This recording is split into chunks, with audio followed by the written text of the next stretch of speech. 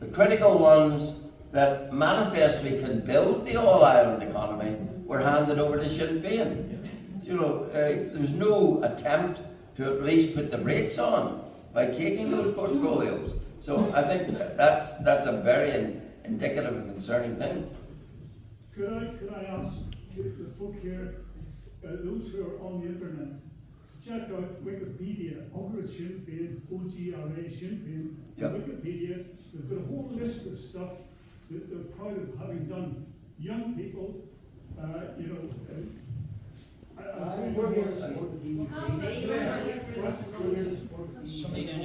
Okay, there's a lady over here.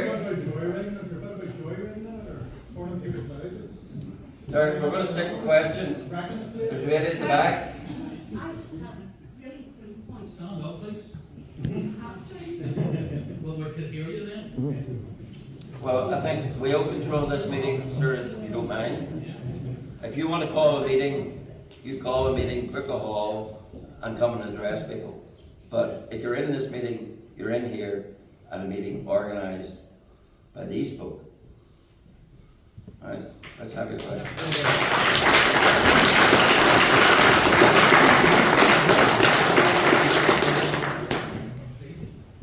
First of all, I've never been to a meeting like this before, Right?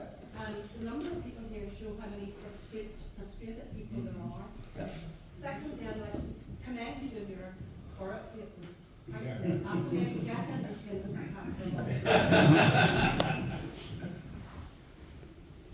I would like to ask, first of all, when the protocol was put in place, and we look at the people who are representing the unionist population, they are full of solicitors and barristers and well-read, educated people. Before we got into this mess, did somebody not sit down and think, if we take this step, we will go this way and these will be the pros and cons? Did somebody not look at the small print and say, this is not going to work because it's going to lead to where we are now? The other thing is, we are where we are now, and I've listened to you and I've listened to other people on read bits and pieces. Do you have any idea, is there a way out of this? Is there a resolution? Or are we going to have to live with this? Because if we are going to have to live with this, the people of Northern Ireland are being punished because Jeffrey Donaldson has been out. Sinn Féin go out at Stormont and they're patted on the back. Yeah. And they're taken every step of the way with the British government. Yeah. When the unionist people came out of Stormont, we were penalised and pillorying, and even our own people are saying, you know, we're back in there fighting because of the economy, because of the health, because of education. And I'm with them all the way in that. So there must be a way out of it, otherwise we're going to have to make the best of it. So Well, what do you say about that? Those are good points. Your first point about did nobody see this coming? Yes, some of us did. Yes, some of us pointed out the fine print. But there were people who were so determined to get back into Stormont, to get ministerial roles, they were just deaf to all of that. Like, I spent many meetings and raised many points with Sir Geoffrey, but in the end, he was determined to go where he went, and he has delivered us into this position. How do we get out of it? Not easily, is the honest answer, because what unionism has done by going back into Stormont, it's given up its main leverage to force change to the protocol. The main leverage unionism has was, we're not going to function Stormont so long as it is under EU law and there's a border in the Sea, etc., etc. Once you give up that leverage and become implementing of the very thing you're supposed to be against, then yes, you have put everyone else who's opposed to it in a very difficult position. And the only weapon you now have is your vote. That is the only weapon in a democracy that anyone has. And there should have been an assembly election, because the DUP had no mandate to give up their 7 tests, to go back in, but they did. But there will be an election this year, a general election, and that is where you will have your vote and have your say. And whether you're the only person to say something, if you believe in it, you need to say it. And you say it at the ballot box. And that is the avenue that needs to be explored and exploited to the full. Now, if at the end of that, the people vote to sustain and maintain this downward spiral that we are in, then the people get what they vote for. And that's exactly what will happen. But my role is to raise a red flag to it and to say, don't do it, don't endorse it, don't vote for it, vote against it.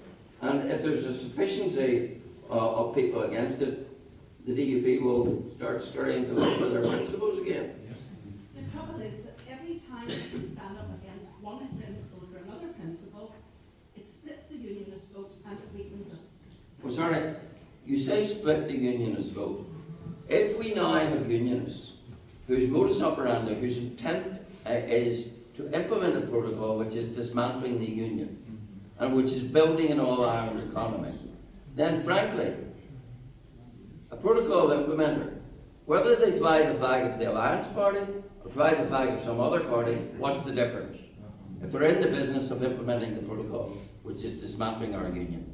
And that's what it's coming down to. Would it not be better having a united unionist party using all the unions from all the industries? If you could have it, it would be great, but you have to have a united policy. What's the policy going to be in the protocol? Is it going to be, we're going to pretend we changed it and lie to the people?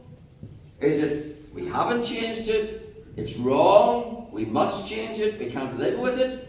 What's the policy going to be in the protocol? You give me the single policy, and I'll sign up to a single unionist party. But I'll not be signing up to one which is going to deceive the people and say, there's nothing wrong with the protocol now. In fact, it's great to have Sinn Féin in government. But if that's going to be the policy, it's not a party I want to be part of. But if the policy is to do the right thing and to unite in those things, then yes, one unionist party would be fine. But it has to be unified on the fundamentals. And that be worked on? Sorry? And that be worked on? Well, aren't we heading in the opposite direction? We had that. We had a unity of purpose between the DUP and myself and others in opposing the protocol. Who broke that unity? Peter and Donaldson. So like that's the reality of it. When you I haven't changed. I'm still standing where I stood from the beginning of this protocol.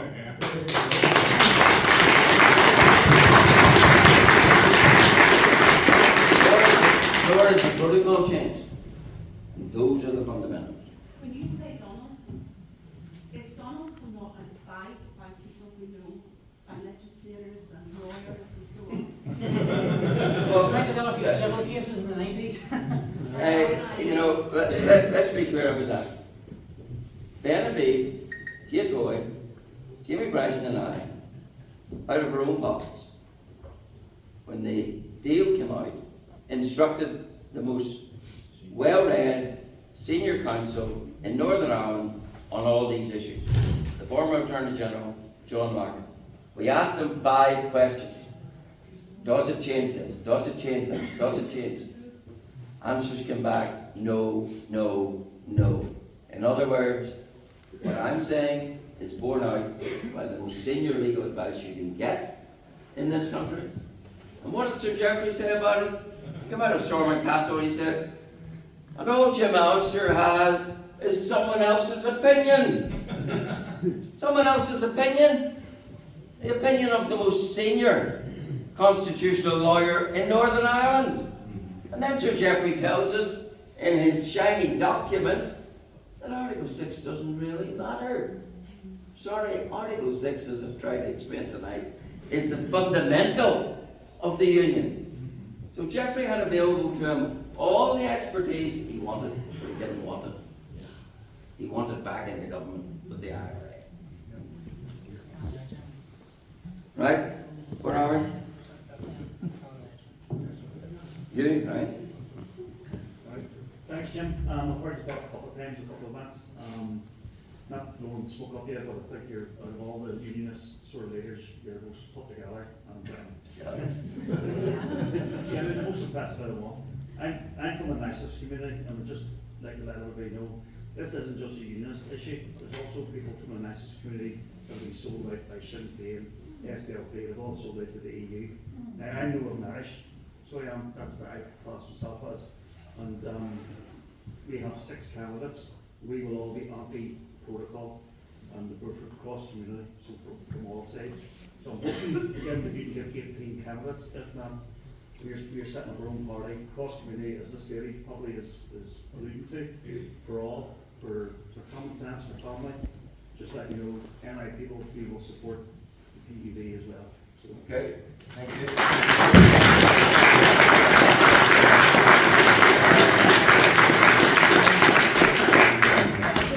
Just want to say, look, I think to come to a meeting like this as a nationalist, have the confidence to speak, is something that's worthy of great credit. I mean, the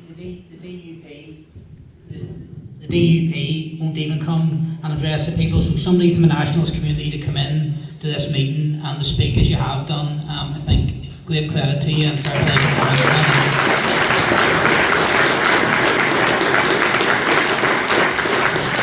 Right, take a few more questions. Man here. Mr. Alistair, would you, or would the traditional unionist voice consider putting on your election manifesto the eradication of the Belfast Good Friday Agreement?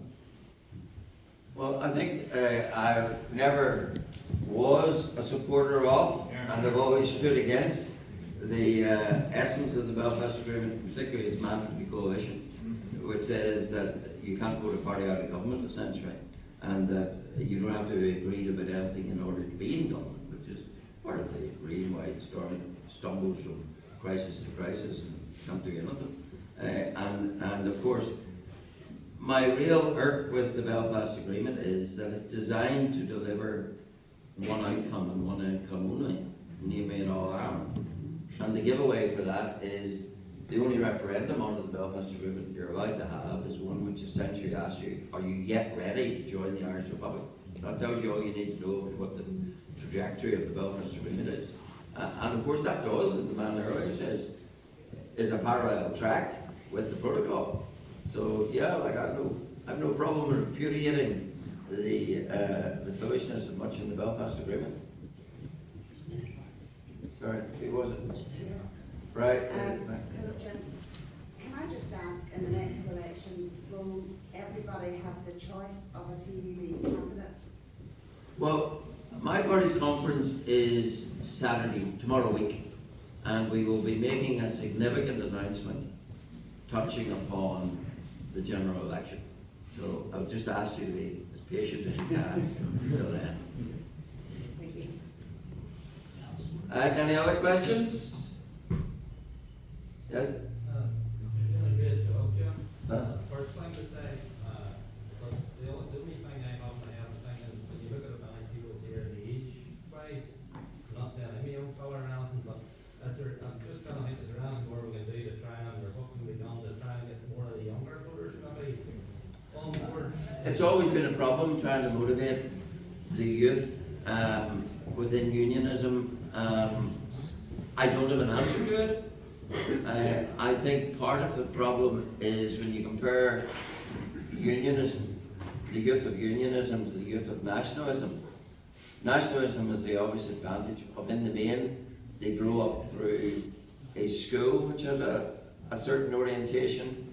They grow up through a sporting organisation, which is a very definite political association, and they are fed that particular diet. State schools eschew politics, don't talk about our history really, and you don't have a parallel to the GAA as an institution. So I think unionist youth certainly come from a less educated base in terms of culture and in terms of politics, and I think that is a problem for us all. And yes, it's going forward. It's a major issue for how we interest and motivate young people. Now, having said that, there's a lot of very active young people, which is great. And whereas you have now boy with me O'Neill platform, you've got a younger Mr. Bryson there, and there are many young people indeed in my own party, which is good to see too. So, but yeah, we could always do more, should do more, and I think, you know, as parents and grandparents, we have a role there too, and you know, if we can educate our own, then they can spread the word as well. I think one of the problems we also face is in the era of social. Can everybody hear me out there? Yeah. In the era of social media, it's very difficult. You know, it's an important part in everybody's life now, but particularly for young unionists, social media is dominated. It's a toxic sewer of nationalists. So when a young unionist comes up and tries to speak out, they get abused. There's a young lad there, young Matthew, who tries to, you know, speak out, gets abused within an inch of their lives, and that happens to every young unionist, male, female, particularly young females. So it puts people off, and they think, goodness, you know, I've been at the 10, 15 years now, and the abuse I get every day, morning to night, is something to behold. I mean, I don't care anymore, but I can see why for a young unionist who would think, goodness. Like, I've had many young people come to me and say, look, I mean, I don't even want to engage with your Twitter because it's going to bring the madness onto me. So people get pushed away from politics. So I think there's a job of work to do in terms of getting people involved, and particularly around education, because the battlefield now for unionism is in the courts, is in the political chambers. That, like, the vast majority of barristers and solicitors. If you think back to the Brexit process, they called it a letter to Leo. They signed it. It's from the Silly Ireland's Future campaign. But in any event, they got about 200 people, barristers and solicitors, to sign it. Now, if we headed down to the Bar Library and asked for one person to declare themselves an anti-protocol unionist, I think you'd struggle anybody, but because society has so demonised unionism that people don't want to be identified with it. So we need to speak up about that, and we also need to encourage young people to get into education, to get into the law, media and politics, and get our own people in there and push our own case, because, you know, I say to young people all the time, you'll do more damage with a law book and a law degree than you ever will with a petrol bomb. So the best thing we can do for our young people is to push them down the path of education. And if you can control the judiciary, if you can have strong people in the legal profession, and you can have a voice in the media, you know, you're a long way there, and that's what I think we need to focus on. Right, we'll take 2 more questions. There's a lady down here. Yeah. Jeffrey Donaldson is going to have a real problem about this Casement Park. How can he sell this to the loyalists, to the unionist people? And if he doesn't sell it, there'll be a problem from the sinners. They Yep. will probably pull the plug and walk out. Yeah, but Casement Park is wrong on so many levels. It now, according to the latest figure, is scheduled to cost £308 million. Now, the real thing that grates me with it is that at the end of it, it is a asset for GAA. They will be the sole owners. They will have all the profits from its non-GAA use, and it will become the go-to place for huge concerts and all the rest of it. And we know from figures published that when, for example, Croke Park was used for the Garth Brooks concerts, the GAA got €7.6 million. So they can't believe their luck that they're going to get handed to them at the taxpayers' expense a $300 million asset into which they contribute $15 million and get generations of use thereafter and profit thereafter. So not even, you know, there's no talk even of raise this. There's no talk even of a clawback clause, which there should be, for non-GAA use and profits, that they should be clawed back into the public purse because they're the people who provided it. And, you know, we're going to end up with the GAA getting this facility which is subsidised way many times over how football and rugby was subsidised. And I think it's just, even in the economics of it, I don't think it's at all viable. You know, so many people needing money for hospitals and schools and roads, but we're going to give 300 million your JAI facility. But that will be the price of keeping shit being happy. And that's going to be the pattern. Yes? Sorry, talk there about the EDP and the voting over a week of EDP calendar. Well, I was scared about there was the Sinn Féin that they have a transfer to the EDP and vice versa, because they're that close together now. There's no transfers in Westminster election.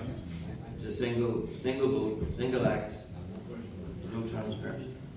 Okay, folks, you've been a great audience. Thank you very much. I was